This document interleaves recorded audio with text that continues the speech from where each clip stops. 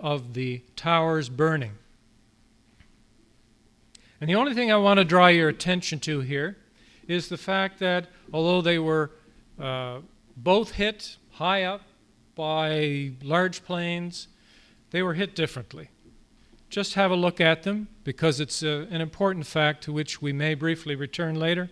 The North Tower was hit quite high up, between roughly the 92nd and 98th floor. The South Tower was hit much further down in the southeast corner of the building, between roughly the 78th and 84th floors. Okay, so we'll, as I say, return to that later. Now, first responders on the scene, firefighters, emergency medical technicians, police, were horrified by what they saw when they got there. Body parts littered the streets, human beings plunging from the towers. But it did not occur to these first responders, even those who had years of experience with high-rise fires in New York, it did not occur to them that the buildings could come down. Fire chiefs had explicitly been told they could not come down, even if they had been hit by planes. Imagine their surprise, therefore, when the South Tower, on your right, 56 minutes after it was hit, when the fire, in fact, seemed to be dying down, underwent the following. Now, I want us to take our time here. I want us to take time to look at things more carefully than we normally do. So I'm going to ask you, if you didn't know the story of 9/11 and someone showed you that photograph, I wonder what verbs you might use to describe what's happening to that South Tower. Would you say, oh, there's a building falling down? Because I wouldn't. I wouldn't even say there's a building collapsing. Oops. I'm not sure what I'd say. I might say there's a building that's being violently pulverized. That's a building that's being blown to bits. I don't know what I'd say. But I want to draw your attention to all that fine matter that the building is turning into. That's not just smoke you're looking at. That is the building itself being reduced to fine particles and gravel. This building then flows to the ground. It flows to the ground. It does not fall as a rigid body and rushes through the streets of Manhattan, as you see here. That is not smoke. That is the building itself. Everything basically except the steel, which lies in neatly separated pieces on the ground, and a lot of paper which has been given out. That is the building itself flowing at speed through the streets of Manhattan.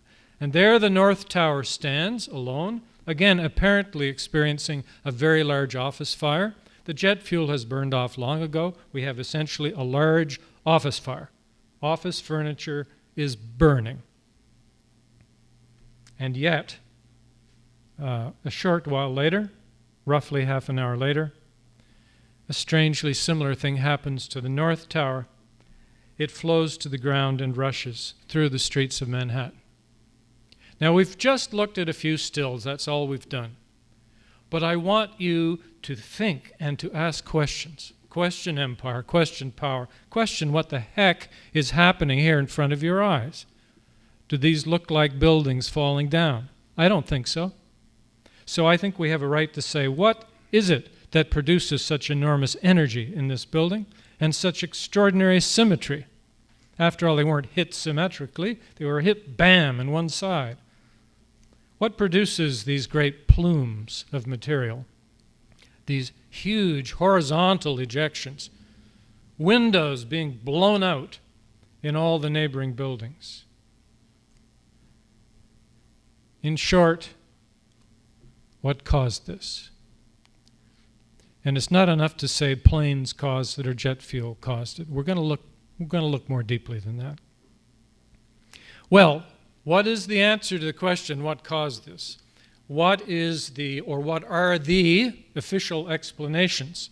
There have been two major official or quasi-official hypotheses. proposed since 9/11. First one is normally referred to as the pancake hypothesis, and although it was first articulated very shortly after 9/11, it was popularized by FEMA, the Federal Emergency Management Agency, and by the American Society of Civil Engineers. And it was the leading hypothesis for these 3 years, from 2002 to 2005. So in effect, we were all supposed to subscribe to this theory. I won't spend too much time on it because it has been discarded, but roughly it's as follows.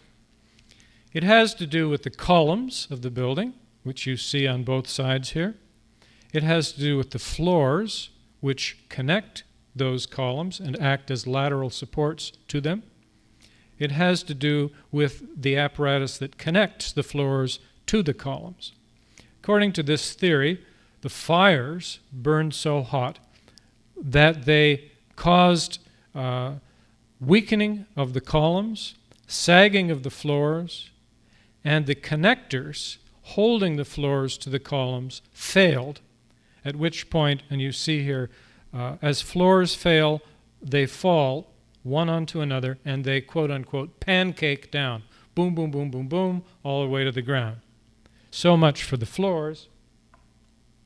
As for the columns, they have been weakened by heat, they have a great load placed upon them, and they have lost their lateral support, the floors which hold them steady.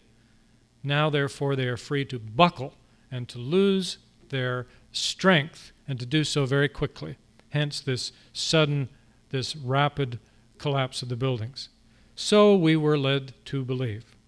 However, there were always many weaknesses in this hypothesis, and it was quietly abandoned in 2005 for official collapse hypothesis 2. This hypothesis is mainly put forward by these two groups. Professor Bazant, I've listed at the bottom here, wrote up this hypothesis in an interesting paper on September 13th, 2001. Wow, what a prophetic man. And his hypothesis was largely accepted by the National Institute of Standards and Technology, should read of, not for, Standards and Technology, which belongs to the U.S. Department of Commerce. NIST did, NIST, I'll be calling them NIST, did a major study over 3 years at the price of about $20 million and produced reports coming to about 10,000 pages.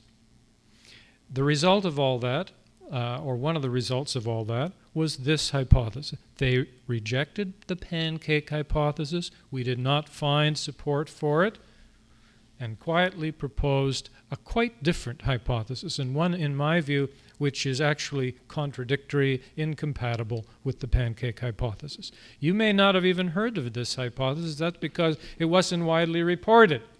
We were all supposed to believe pancaking for several years, even though most of us didn't even really understand it very well. And then suddenly, without fanfare, we were supposed to switch our allegiance, and we were all supposed to believe this new hypothesis, even though I dare say most of you couldn't even articulate it very well, which is why I'm going to try and explain what it is. Why is this important? Well, these are among the most important building collapses in history. Over 1 million people have been killed already because of these. Now, I'm talking about Afghanistan and Iraq, and who knows what's to come. I think we should try and figure out why they collapsed. So, this is the official explanation. Let's look at it. Okay, many of us refer to it as the sledgehammer hypothesis, although NIST doesn't call it that. And it's the hypothesis that reigns supreme to this day. What is it? So we're going to take a few minutes here. We're going to be patient.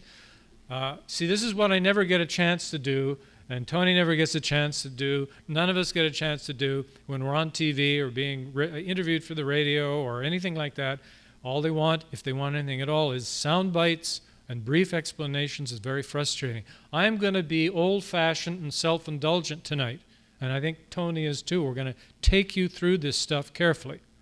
So, what is this hypothesis? This little diagram, or cartoon if you like, is taken from one of Dr. Bazant's